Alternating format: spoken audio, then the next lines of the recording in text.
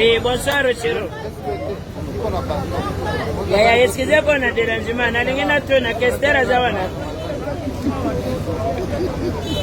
Na pongo love ya benginga lobi bakangi madilu. Qu'est-ce qui se passe?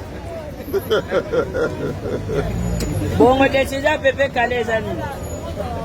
Sami ekutana. Ngana remarqué côté nyoso wendo azala ngabino bozwa ba problème ya. Nini? Bazore foulé mon pote jeudi. Abonnez à le père Laurent. Awele nini?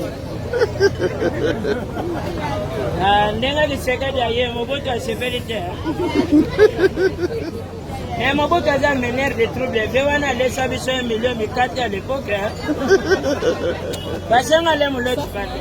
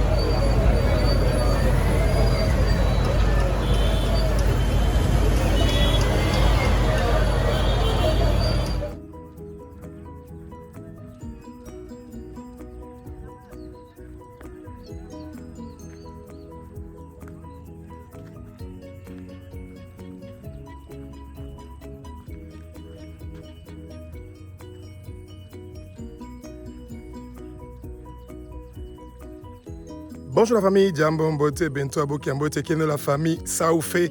Nous allons parler aujourd'hui de comment s'installer à Kinshasa. Eh bien, la première chose, numéro 1, ce que vous devez faire, c'est garder le silence pour votre projet et travailler ça soigneusement de façon que vous puissiez donc réussir votre déménagement. Ça veut dire que vous quittez le Canada ou les États-Unis ou l'Europe ou l'Australie et vous retournez dans votre beau pays, la République démocratique du Congo, et vous voulez peut-être commencer d'abord par Kinshasa où il y a certains conforts et ensuite vous pouvez partir dans d'autres coins du Congo où vous allez peut-être trouver votre plaisir et votre tranquillité là-bas. Alors, pourquoi vous devez d'abord garder le silence ? Rappelez-vous dans la parole, quand Joseph avait parlé à ses frères pour les dire que leur gerbe s'était courbée devant sa gerbe à lui et que son père et sa mère et tous ses frères et ses sœurs s'étaient dit « Nous, on va un jour vraiment donc nous courber devant toi. » Eh bien oui, après beaucoup d'années, c'est ça qui s'est passé. Pourquoi ? Parce que les gens ne croyaient pas en Joseph et on voulait le décourager. Donc, la première chose que les gens vont faire, c'est de vous décourager. C'est vous dire que tu as perdu la tête. Qu'est-ce que tu veux partir faire à Kinshasa? Tu vois pas qu'il y a la pauvreté là-bas. Les gens sont en train de souffrir. Ils sont en train de mourir de faim. Ils sont des sorciers. Ils sont des occultistes. Ils ont des problèmes. Il y a la guerre à l'est du Congo. Ils vont vous donner des tas de raisons. Et pourtant, je vais vous dire quelque chose. La température qu'il y a à Kinshasa, elle est formidable. Je pense que les gens qui sont au Canada ou aux États-Unis ou vers les pays scandinaves, vous n'avez pas cette belle température que nous avons ici. Et avec un minimum, il y a moyen de bien s'organiser, de pouvoir bien vivre ici à Kinshasa. Et vous allez vous sentir chez vous. Home, sweet home. C'est vraiment fantastique de vivre ici à Kinshasa. Et donc, numéro 1, gardez votre projet en secret. Préparez-vous tranquillement. Priez, demandez au Seigneur de vous guider, comment vous allez faire pour vous préparer. Et moi, ce que je vous conseillerais, c'est de venir d'abord à Kinshasa pendant 4 semaines. Essayez de prendre un congé, venir pendant 4 semaines, essayez de goûter un peu à l'atmosphère, comment ça se prépare. Et ensuite, une autre fois, essayez de faire par exemple 2 mois ou 3 mois. Et ensuite, quand vous êtes vraiment convaincu, que vous pensez que vous allez pouvoir réussir à pouvoir vous installer ici à Kinshasa, à vous acclimatiser, parce que c'est une ville qui peut être assez agressive. dans le sens où il y a beaucoup de bruit, il y a une circulation qui est intense, c'est une autre mentalité, c'est une autre culture, c'est une autre façon de faire les choses et vous devez essayer de gagner la confiance parce que c'est difficile au début, vous pensez que tout le monde veut profiter quelque chose de vous parce que vous venez de l'étranger, etc.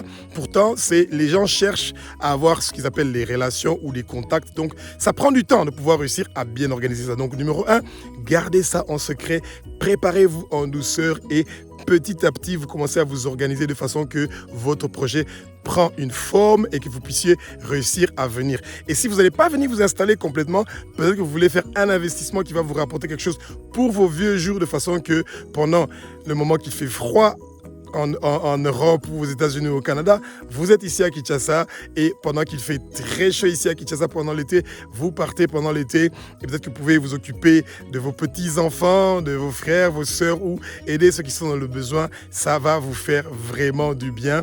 Et personnellement, ce que moi je vous conseillerais, c'est le mois de mars, avril, mai, juin. Eh ben, vous êtes donc ici à Kinshasa. Non, pardon, vous êtes en Europe. Et à partir du mois de août, septembre, octobre, novembre jusqu'à décembre, ben c'est bien d'être ici à Kinshasa avec la chaleur. Le mois de décembre est toujours un mois qui est spécial parce qu'il y a les fêtes et au mois de janvier, souvent c'est un mois de prière. Vous avez différentes sortes de dédicaces pour l'année qui est en train de commencer. C'est des choses qui sont merveilleuses pour notre beau pays, le Congo. Donc préparez-vous à recevoir toutes ces bonnes choses-là et surtout ne pas écouter ce que les autres sont en train de dire parce que eux, ils veulent le luxe, le confort, ils veulent avoir cette bonne vie qu'ils ont et vous voulez prendre ce challenge-là parce que vous voyez, il y a beaucoup de Pakistanais, des Indiens, des Turcs, des Marocains et des Libanais. Il y a beaucoup de nationalités qui viennent ici et quand vous êtes dans l'avion en train de quitter, peu importe le pays que vous êtes en train de quitter et vous venez vers Kinshasa, vous allez voir qu'il y a très peu de Congolais. La majorité, c'est des étrangers et c'est bizarre qu'eux, ils sont en train de venir ici en République démocratique du Congo et les Congolais ne veulent pas rentrer dans leur pays à part venir en vacances ou venir faire la fête et ensuite retourner dans les pays où ils habitent. Alors, au numéro 2, erreur à ne pas commettre, c'est celui de venir sans avoir un plan.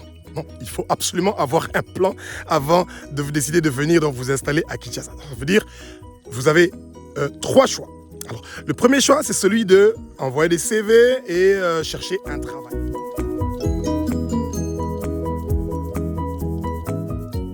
Il y a beaucoup d'organismes internationaux qui sont en train de chercher des gens. De préférence, si vous pensez que vous allez venir chercher un travail, que vous allez venir chercher un travail à Kinshasa ou vous allez chercher un travail déjà en avance avant de venir à Kinshasa, préparez votre CV de préférence. Soyez bilingue ou trilingue. On cherche les gens qui parlent le français et l'anglais. Il y en a beaucoup dont on en a besoin. Et si vous parlez une troisième ou une deuxième langue européenne ou troisième langue européenne, eh ben, ça vous donne la possibilité de pouvoir donc extendre les possibilités de pouvoir avoir donc un travail.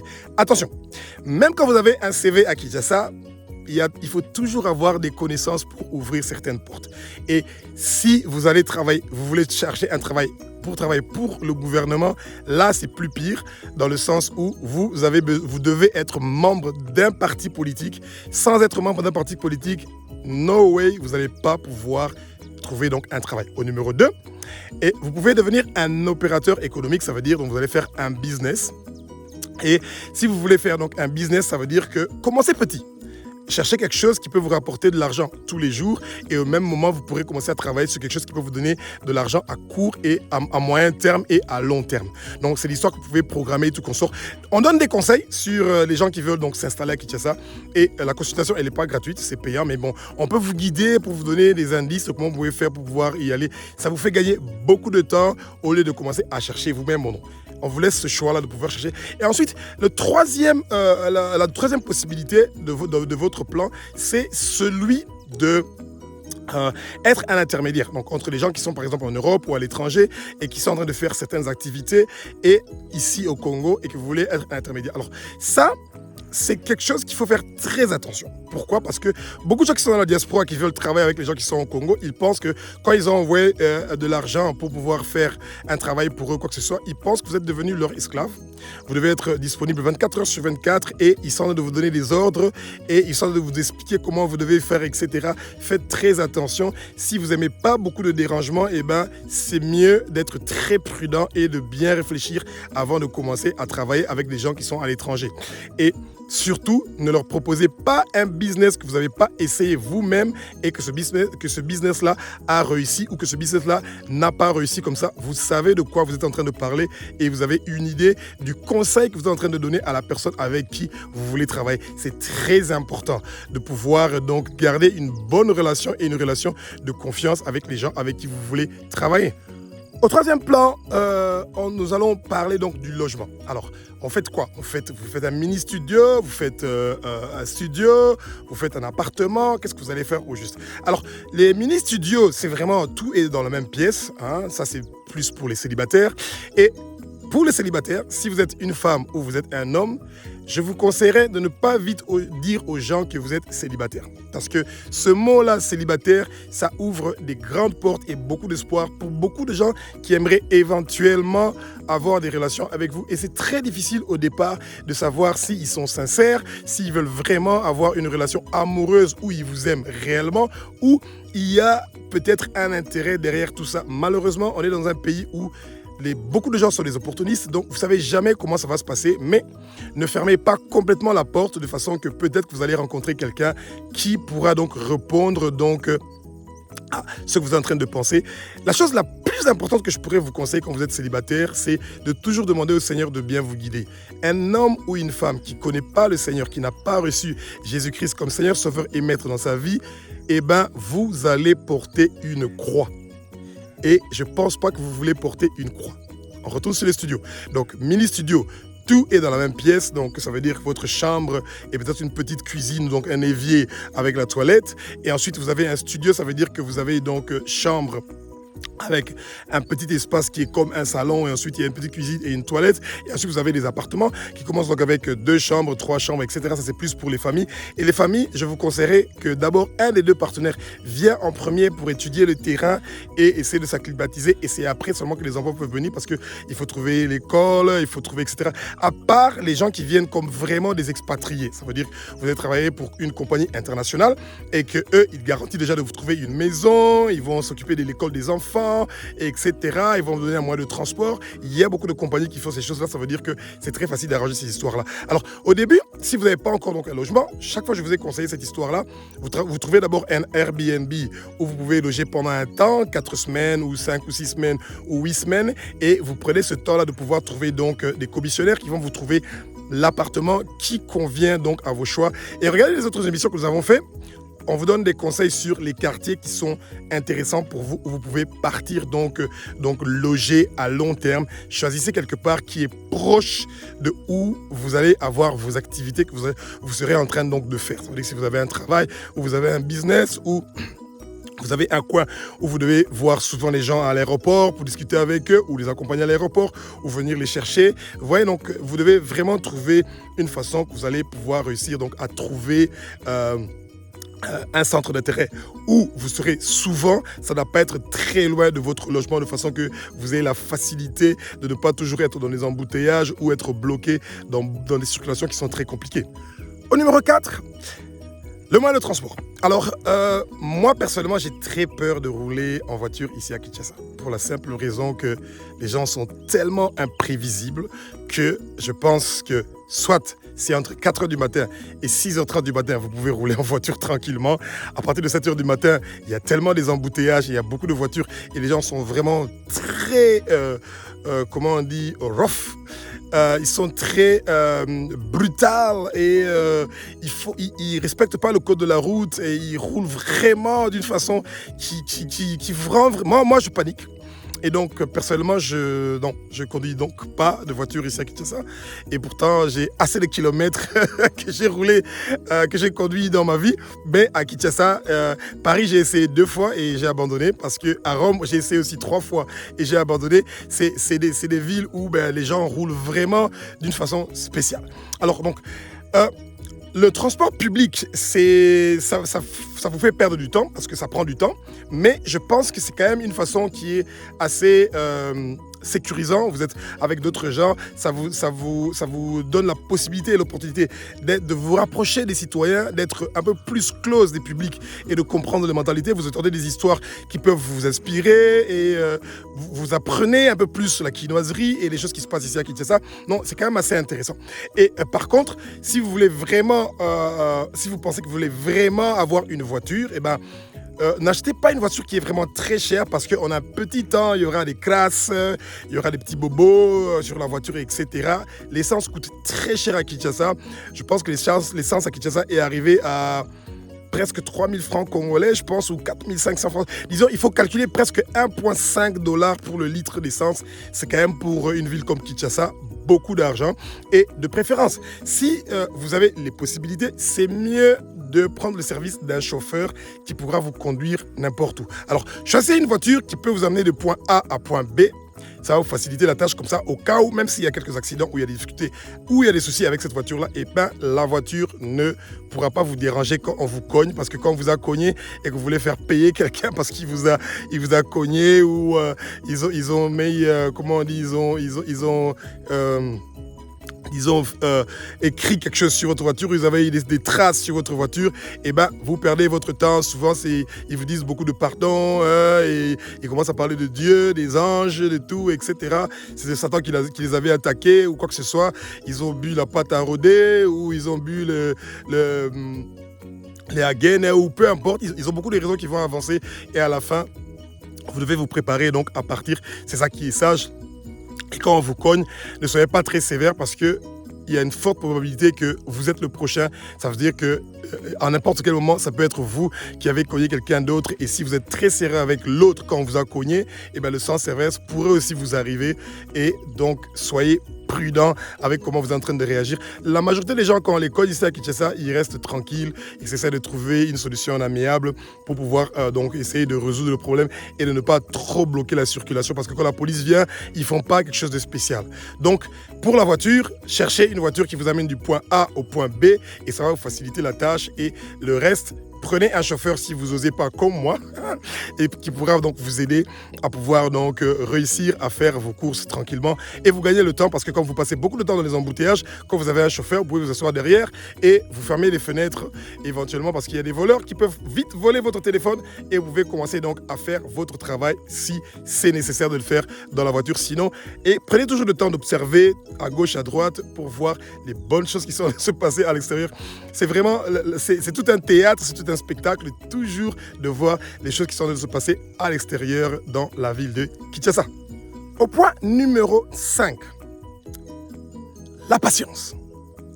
Je vous assure que Kinshasa, c'est l'école de la patience. Il y a tellement des imprévus, il y a tellement beaucoup de choses qui changent.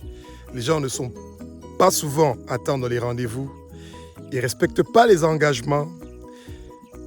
Quand ils en prennent de l'argent, ils ne vous retournent pas. Quand ils vous donnent une parole qu'ils seront à telle journée ou à telle heure, ils ne respectent pas. Eh bien, c'est tout un système qui est très difficile de pouvoir le déboussoler. Vous, essayez de garder vos normes et vos valeurs de la façon que vous pouvez faire pour respecter votre parole et respecter vos engagements et ne pas prendre les dettes. Surtout ça. Il y a beaucoup de gens qui sont endettés à Kinshasa et qui vivent seulement des dettes, et il ne faut pas entrer dans ce système-là. Et soyez toujours patient quand vous avez emprunté de l'argent aux gens, parce que avant que vous voyez cet argent-là de retour, moi je préfère, quand c'est des petits montants, vous donner ça carrément. Comme ça, vous oubliez et vous passez à autre chose. Et soyez patient, surtout l'administration, tout est très lent. Par exemple, les histoires d'avoir les papiers de vos terrains, les papiers de votre maison, les papiers des voitures, des documents, les dédonnements de voitures, des dédonnements de conteneurs, les conteneurs qui doivent quitter par exemple les ports de Matadi pour venir vers Kinshasa, ou Boma vers Kinshasa, ou Pointe-Noire vers Kinshasa. En fait, tout roule à une vitesse qui est très lente, et tout se fait avec une vitesse qui est vraiment très lente.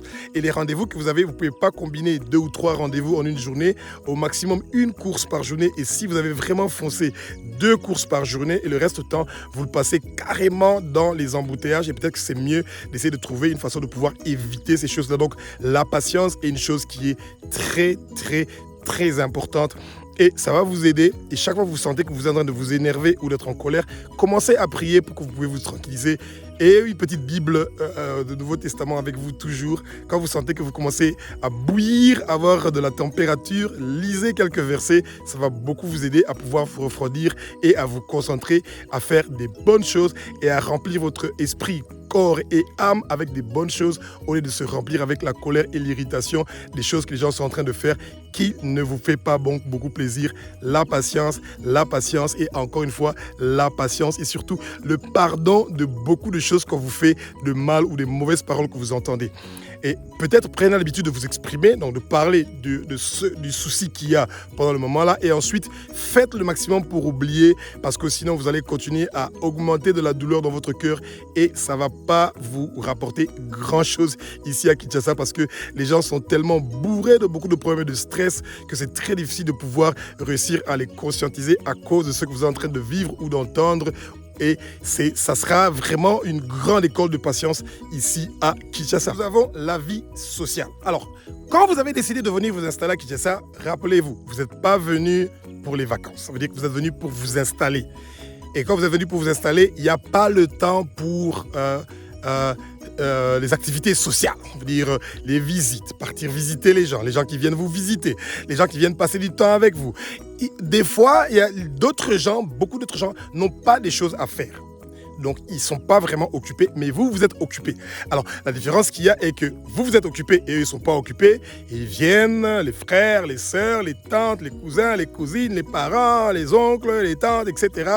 Et vous n'avez pas le temps pour ça et ça vous coûte beaucoup d'argent et beaucoup de temps. Donc, vous devez absolument limiter vos contacts sociaux et plus avoir donc la lucidité de pouvoir vous concentrer sur ce que vous êtes en train de faire. Et tant que vous n'avez pas encore trouvé un travail qui est stable ou une activité qui est stable, vous devez vous concentrer sur ce que vous voulez faire pour gagner de l'argent, soit chaque jour, soit chaque semaine ou soit chaque mois, de façon que vous ayez une régularité pour pouvoir facilement payer votre loyer, vos courses, etc., manger, dormir, etc. C'est très important de pouvoir trouver une stabilité.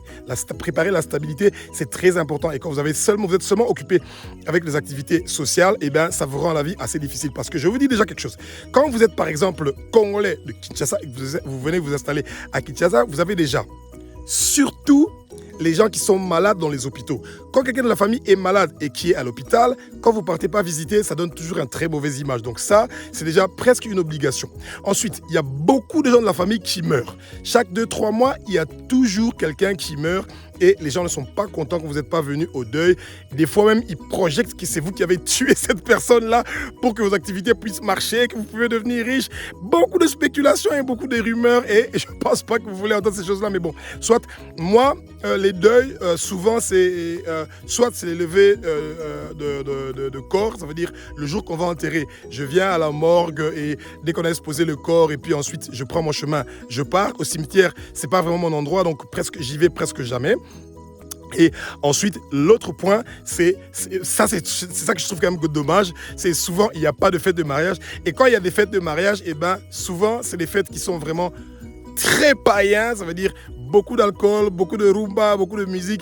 Et moi, quand j'arrive, dès que j'ai pris mon Fanta et ensuite j'ai regardé, j'ai salué quelques gens et je me lève, dès qu'ils commencent à mettre la première musique de rumba, ils commencent à danser leur musique païen, je me lève, je les laisse faire leur fête et moi, je suis parti parce que c'est ça qui est facile. Et la nourriture qu'on sert dans les mariages, souvent, je n'ai pas l'habitude de manger ça. Ça, c'est un choix personnel. Parce que ça passe dans les mains de beaucoup de gens, etc. Et vous savez, quand vous êtes une personnalité médiatique, vous devez toujours faire très attention parce que des fois, vous dites des choses qui ne sont pas gentilles et il y a des gens qui peuvent profiter de l'occasion pour vouloir essayer de vous faire des choses qui ne sont pas bien et jamais boire de la boisson qu'on vous a servie dans un verre. Toujours, soit dans la bouteille ou soit une canette, c'est toujours plus prudent. C'est pas pour vous faire peur, c'est juste pour vous donner une idée de certaines choses qu'il faut donc essayer d'éviter. Au numéro 7, vous avez l'habillement. Eh ben, Kinshasa, eh ben, c'est la ville où il faut bien s'habiller, il faut saper comme Jaja. Et bon costume, chaînette en or, comme un chien, et surtout avec ton nom écrit grandement pour qu'on n'oublie pas comment tu t'appelles, belle montre, gourmette, etc., etc., etc. Les Chinois raffolent des gens qui sont bien habillés et surtout quand vous partez pour voir les gens dans les histoires d'administration, toujours une chemise, les mamans les pagnent et habits tenue de ville comme ils appellent ça. Donc ça veut dire que vous devez être très représentatif. Les Chinois ils raffolent de ça. Donc vous devez vraiment être bien habillé quand vous partez rencontrer des personnalités qui sont importantes. Vous devez être donc bien habillé. L'habit fait le moine ici à Kinshasa et un parfum qui donne une odeur qui va rester qui va prendre toute la salle, etc. Et c'est très important. Et c'est pour ça que vous voyez qu'il y a beaucoup de gens, quand vous venez, faites quelques petits achats parce que moi personnellement je m'habille toujours relax. Parce qu'il fait chaud et je suis toujours dans les transports publics, etc. Donc, c'est mieux d'être relax. Mais quand vous savez que vous allez rencontrer des gens quand même qui sont importants, habillez-vous bien parce que ça leur donne donc la confiance que vous avez quand même pas une apparence de quelqu'un qui veut faire des choses sérieuses avec eux, mais que vous vous comportez, que vous vous habillez d'une façon qui est donc décente, respectable et respectueux. Donc, c'est quand même très important d'être bien habillé. Alors, par contre, ce que vous devez éviter, c'est trop de bijoux. Trop de bijoux, c'est surtout pour les hommes, c'est pas trop propre. C'est bon, voilà. Mais chacun avec son goût, avec sa façon de faire les choses. Hein.